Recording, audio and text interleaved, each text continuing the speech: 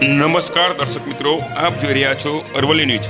કોઈપણ નર્સિંગ કોલેજમાં વિદ્યાર્થીઓ અભ્યાસ માટે જતા હોય ત્યારે તેમના માથે મોટી જવાબદારી હોય છે।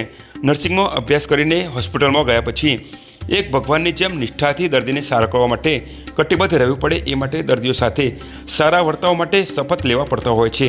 ત્યારે મોડાસાના સાકરિયા ખાતે આવેલ અક્ષર નર્સિંગ કોલેજ પરિવાર દ્વારા લેમ્પલાઇટ ઓથ શપથ કાર્યક્રમ યોજાયો હતો। મોડાસાના સાકરિયા ગામે આવેલ અક્ષર નર્સિંગ કોલેજમાં નવા પ્રવેશ મેળવેલ અને નર્સિંગનો અભ્યાસ પૂર્ણ કરી જતા વિદ્યાર્થીઓને શપથ લેવડાવતો લેમ્પલાઇટ ઓથ કાર્યક્રમ યોજાયો હતો, જેમાં સંસ્થાના સંચાલકો, મુખ્ય મહેમાન સહિત સંસ્થાના તમામ વિદ્યાર્થી ભાઈ બહેનોએ ભાગ લીધો હતો। આ પ્રસંગે સંસ્થાના પ્રિન્સિપાલ હાર્દિક પંડ્યાએ જણાવ્યું હતું કે આ નર્સિંગ કોલેજનો શપથ કાર્યક્રમ યોજાયો હતો, જેમાં વિદ્યાર્થીઓએ નર્સિંગના સ્થાપકને યાદ કરી લેમ્પ પ્રગટાવ્યો હતો અને દર્દીઓ સાથે સારો વર્તાવ કરી યોગ્ય સારવાર આપી દુઃખ દર્દ દૂર થાય એ પ્રમાણે સારવાર કરે એ માટેના શપથ લેવડાવ્યા હતા।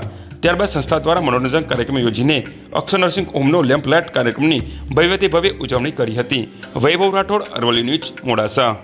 ઓકે, આજના દિવસે અમારે અક્ષર મેડિકલ ટ્રસ્ટ દ્વારા સંચાલિત અક્ષર નર્સિંગ કોલેજ સાકરિયા મોડાસામાં શપથ ગ્રહણનો કાર્યક્રમ રાખેલ છે।